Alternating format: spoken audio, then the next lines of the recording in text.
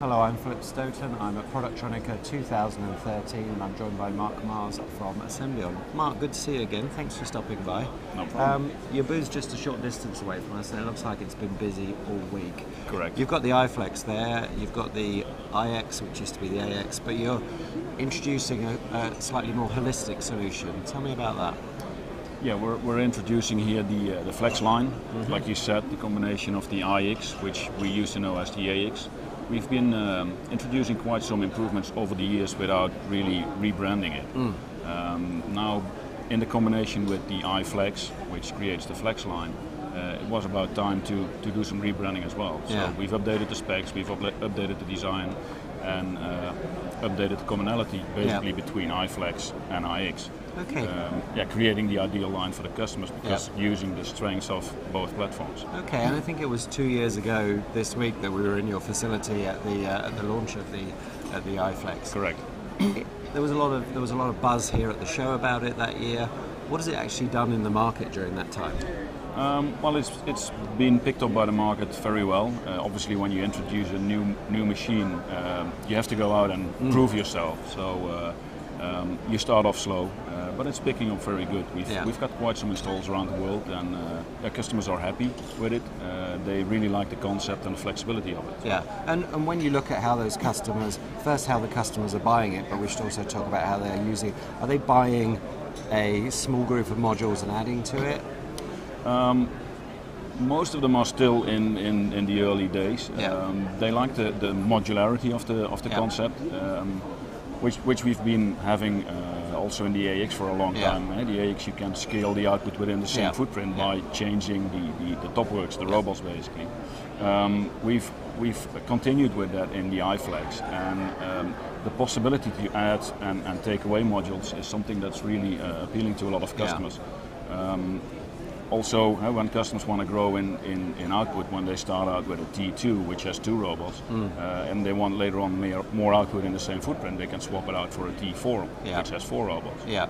And are you finding that many of your customers that have the iFlex modules are actually moving those modules about in the way you expected, or? Well, we anticipated that they would do it more than they actually do. You do. Most customers try and set up a line which is fit for all their application needs. And one of the advantages in our machine, which again is inherited from the AX, is that with one placement head you can pretty much do the whole component range. Whereas with several competitors, if your application makes changes, you need to exchange heads with specific characteristics. So the intrinsic flexibility that brings doesn't force you to change the line layout very often. Okay. And there's kind of a sense this week that we're in a little bit of an inflection point in terms of the market, and I don't know whether there are possibly some genuine economic signs, but we've also been in this flat spot so long we need to invest and push out of it. That investment that's coming through, do you think modularity and flexibility are going to be key issues when people do look to buy new equipment? Yeah. What you've seen in the past period is it's getting more busy in the factories, and obviously people start using their equipment more and better as a first step. What we see now, thank God I would say, is that people are at the boundaries of what they can do within the facility they have. Within our platform, like I explained, if you need more output and you're not maxed out on your robots or your modules, you can just add a module or a robot. Another thing we see is that the investments have been postponed for a very long time. So some older platforms are not capable anymore of the newest technology trends, and also that is requiring upgrades, new equipment and investment there. And also there the AX is very suitable. We've got one platform with different types of robots. If you place the TPR robot, for instance, on there, which is a twin placement robot we introduced also 2 years back, that robot is capable of doing 10 micron. One of the other elements that we're hearing a lot of here is this Industry 4.0 thing, and whether that's just big data or mass customization or smart machines on a smart line or whatever it is, I don't know, but it's certainly something the German market is considering as it looks to make its new investment. Would you describe your equipment as being Industry 4.0 ready, if there is such a thing? I think yes. If you look at the industry that changes, yeah, you could define it as 4.0, but the trend has been very clear over the past few years. There's a growing need for flexibility. Yeah. There's a growing need for more changeovers Yeah. and more intelligent use Yeah. of a machine. Yeah.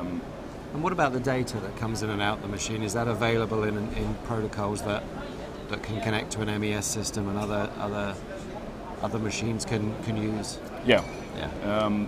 Basically, also there we can support two basic data protocols. Yeah. One is CAMX, which Yeah. is from the IPC standard, Yeah. and the other one is SexGen. Yeah. So Okay. both are available and can interface with pretty much Yeah. any Yeah. MES So system out there. Yeah. Yeah. Okay. And last question. We're coming to the end of the show. Friday's always a bit of a slow down and relaxed day. Someone said to me yesterday, Friday is spy day, so it's always interesting. People talking to each other. Yeah. But the other 3 days have looked pretty busy. Have most of the visitors been German, European, or have you had a good mix of international visitors? We've had a good mix of international visitors. We had a lot of visitors also with a global footprint, and we had our some people from our US team over and some people from our China team over, Okay. also for these global customers. But it's been a mix of customers, not only been German. Germany obviously is Yeah.